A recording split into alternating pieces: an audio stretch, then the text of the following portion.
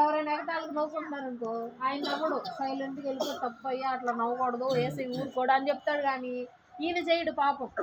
ఈయన చుట్టుపక్కల వాళ్ళందరూ పాపం చేస్తారు. మళ్ళీ ఈ విధంగా మంచిగా ఉంటున్నాడు ఈయన కుటుంబం. నోవాహు గారి కుటుంబం మొత్తం 8 మంది. ఓకే, లెక్కేద్దామా ఒక్కొక్కరిని. నోవాహు భార్య ఎంతమంది? కూర్చో. నోవాహుకి 3 కుమారులు, 5. ఆ 3కి 3 భార్యలు, మొత్తం ఎంత? 8 మంది. నోవాహు గారి పిల్లల పేర్లు షేము, హాము, యాపేతు. ఏం పేరు? మళ్ళీ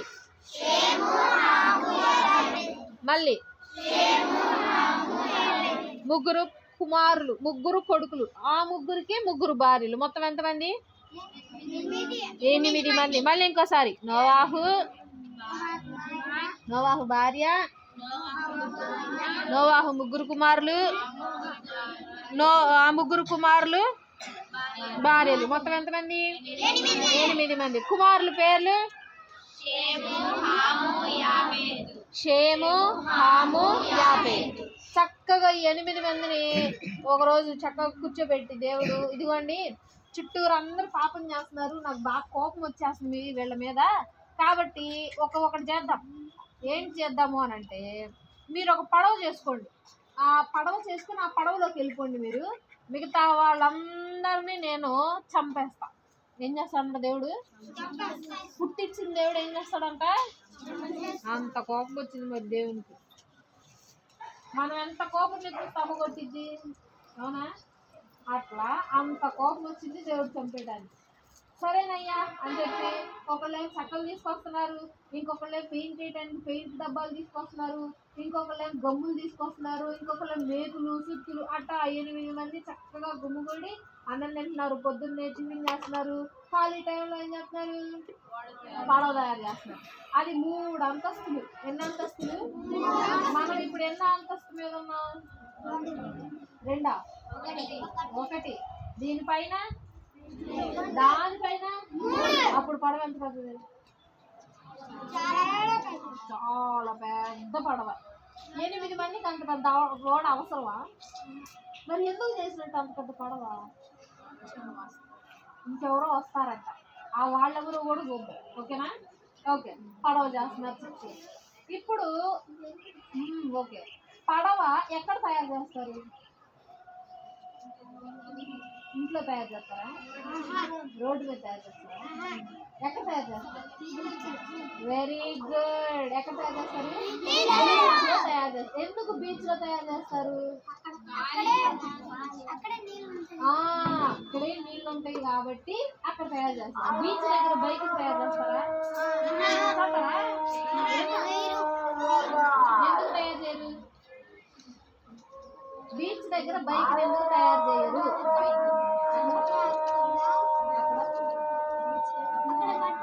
అక్కడ మట్టి ఉంది కాబట్టి, రోడ్డు ఉండదు కాబట్టి, నడపడానికి వీలు ఉండదు కాబట్టి తయారు. మరి వీళ్ళు ఎక్కడ తయారు చేస్తున్నారు?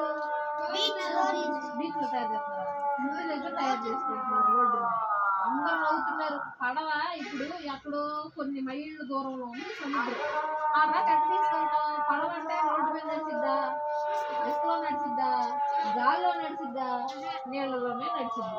నీళ్ళేమో చూస్తే చాలా దూరంలో ఉంది. ఈ పిచ్చోడేంది ఇంటి దగ్గర తయారు చేసుకుంటున్నాడు అని చెప్పి అందరూ నవ్వుకుంటున్నారు.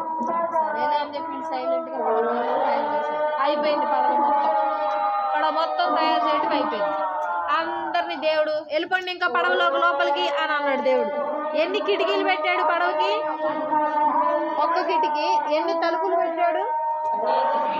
1 తలుపు, 1 కిటికీ. కిటికీకి ఏం పూసాడు? కీలు. ఏంటది? కీలు పూసేసి చక్కగా తలుపు 1 క్రియేట్ చేసేసి 3 అంతస్తులు పడవను చేసేసి చక్కగా పడవలోకి వెళ్ళటానికి ఇట్లా స్లాడర్ టైప్లో వేస్తారు తెలుసా? పై నుండి కింద దాకా ఒక చెక్క టైప్లో, కింద నుంచి పైకి వెళ్తాడు మెట్లు లాగా. అది కూడా వేసేసి నుంచొని ఉన్నారు. ఇక దేవుడు మీరొక్కళ్ళు వెళ్ళొద్దు, ఇంకొకళ్ళు రాబోతున్నారు, కొంచెం వెయిట్ చేయండి అని చెప్పాడు. సరేనయ్యా అని అంతే నుంచున్నారు. ఇక చూస్తే ఫస్ట్ పెద్ద జిరాఫీ వచ్చింది. జిరాఫీ ఎట్లా ఉంటది? పొడుగ్గా ఏముంటది? పొడుగ్గా తల పొడుగు తల వేసుకొని మగ జిరాఫీ ఆడ జిరాఫీ నడుచుకుంటూ వస్తున్నాయి. ఎవరి దగ్గరికి? ఎట్లా ఉంటది మీకు? భయం వేసిద్ది. ఇంకా ఏం చేస్తారు? ఇప్పుడు ఏం చేస్తారు? ఇంట్లోకి వెళ్ళిపోతారు. ఇంకా పరిగెడతారు కదా ఫస్ట్. వాళ్ళందరూ ఆశ్చర్యంగా చూస్తున్నారు, ఇదేంటి జిరాఫీ వస్తుంది అని చెప్పి. సరే అని చెప్పి కాసేపు ఉన్నాక సింహాలు వస్తున్నాయి. ఒకటేమో మగది, ఇంకోటేమో ఆడది. మళ్ళీ కాసేపు ఉన్నాక నక్కలు వస్తున్నాయి. ఒకటి ఆడది, ఒకటి మగది. ఇంకోటేమో కోతులు వస్తున్నాయి. అట్లా వరుసగా జంతువులు ఆడ మగ అన్ని జంతువులు చూడండి ఎట్ట వెళ్తున్నాయా.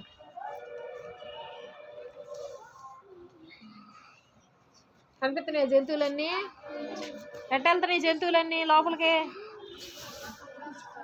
అసలు జంతువులు మాట ఉంటాయా? అవి చూడండి ఎంత మాట. చక్కగా పడవలోకి వెళ్ళమంటే పడవలోకి వెళ్ళిపోతాను. మీరంటారా? వెరీ గుడ్, బాగా చెప్పారు, ఒప్పుకున్నారు మీరు. చూడండి ఎట్ట వెళ్తున్నాయి వరుసగా పడవలోకి. అన్నీ వెళ్ళిపోయినాయి పడవలోకి. ఇప్పుడు పడవ ఎందుకు అంత పెద్దది చేశారు?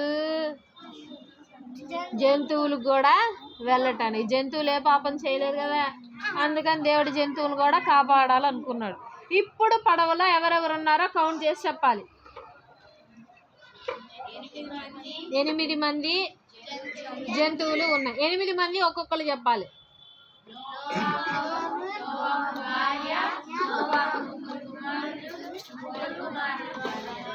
ముగ్గురు కుమారుల పేర్లు ఏం పేరు? మళ్ళీ ఇంకోసారి. సరే అని చెప్పి 8 మంది లోపలికి వెళ్ళారు. వీళ్ళతో పాటు జంతువులు, జిరాఫీలు, సింహాలు అన్నీ, ఆఖరికి బటర్ఫ్లైతో సహా వెళ్ళాయి లోపలికి. అన్నీ వెళ్ళిపోయినాయి పడవలు. వెళ్ళిపోగానే ఇంట్లోకి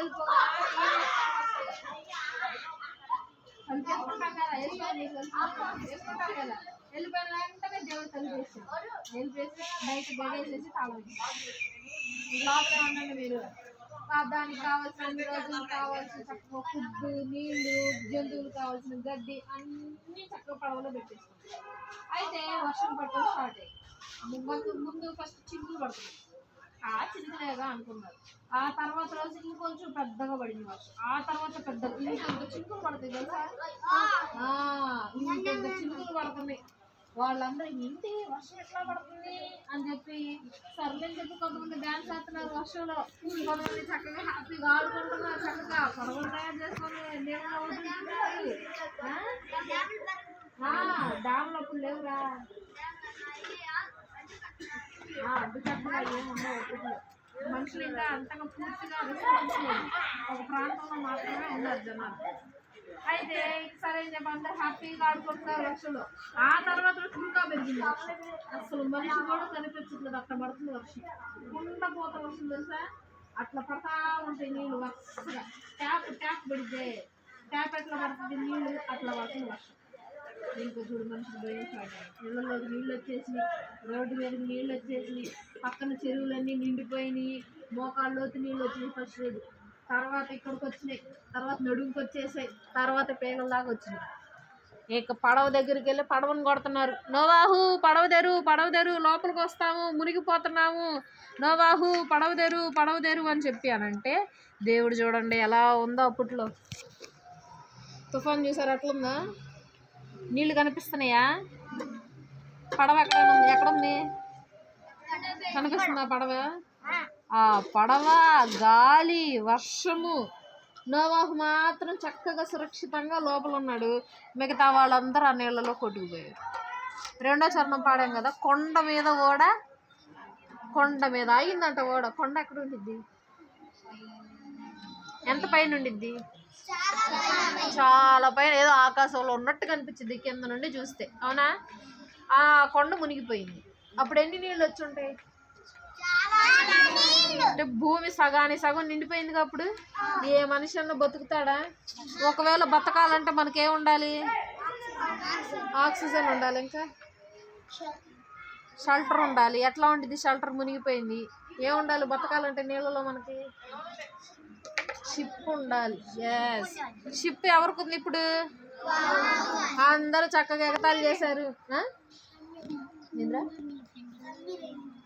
సబ్మెరైనా? ఓకే, సరే అని చెప్పి అందరూ మునిగిపోయారు.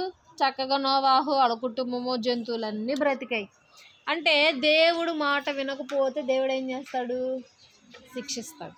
అంత పెద్ద ప్రళయం తెలుసా? అంత పెద్ద ప్రళయం ఇప్పటిదాకా రాలేదు.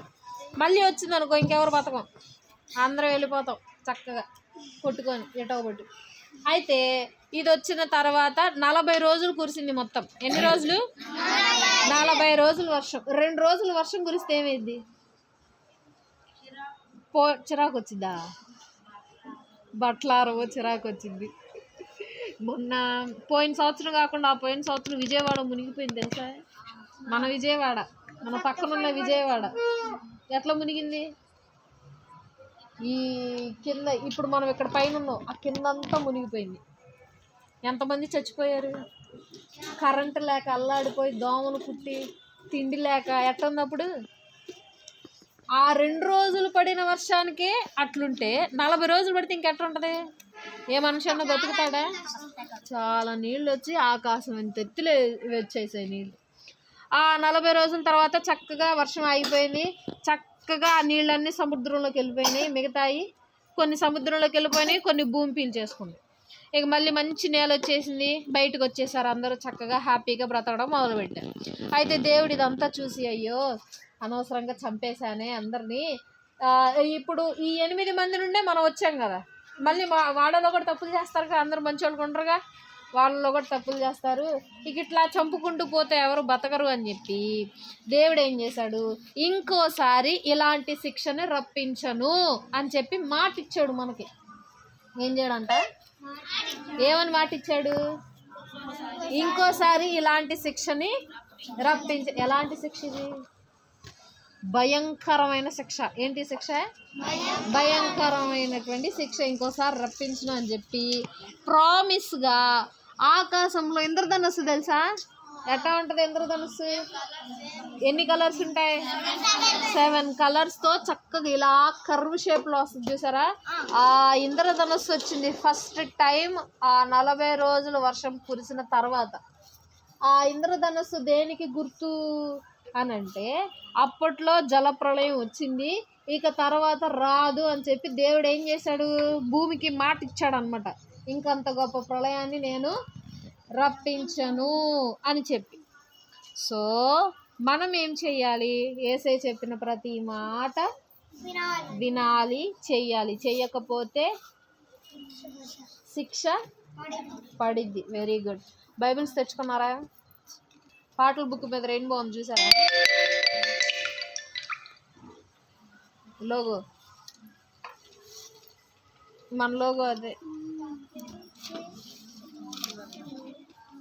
బిట్టు నీకు ఇలేదా మరేది? ఇదేంద్రు పాటల బుక్ అన్నీ తెచ్చుకోవాలి.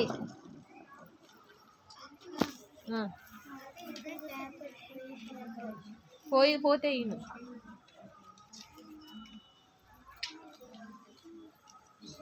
చూసారా రెయిన్బో? చూసారా? చూడలేదా?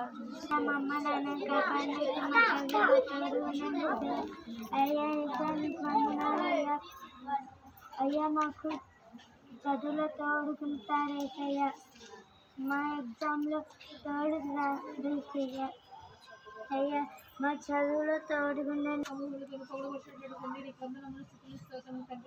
ఎంతో మంది నుంచి లెక్కన చిక్కువచ్చుండగా మీరు మమ్మల్ని అలా చేయకుండా ఒంటికి సజీవ లెక్కన ఉంచారు వందనాలు.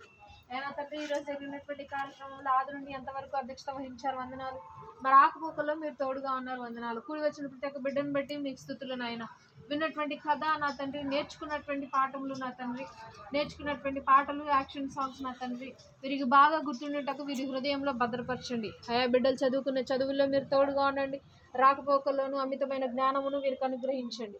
అయ్యా సండే స్కూల్కి పంపినటువంటి ప్రతి ఒక్క బిడ్డల తల్లిదండ్రులను మీరు జ్ఞాపకం చేసుకోండి, వారి చేతి కష్టార్జితమును ఆశీర్వదించండి. ఇదే విధంగా సండే స్కూల్ను ఆశీర్వదించి అభివృద్ధి పరచమని యేసునామం పెట్టడి వేడు కొంచెం ప్రార్థిస్తున్నాం తండ్రి. కూర్చోండి. భద్రంగా దాచుకోండి.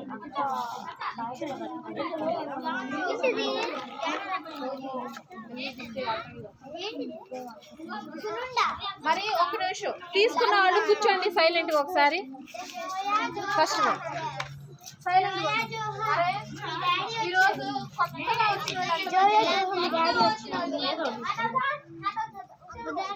కూర్చొని చేతులు ఎత్తండి.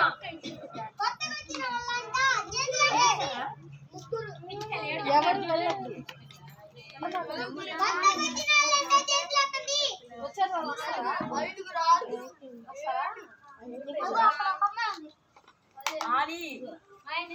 ఎంతమంది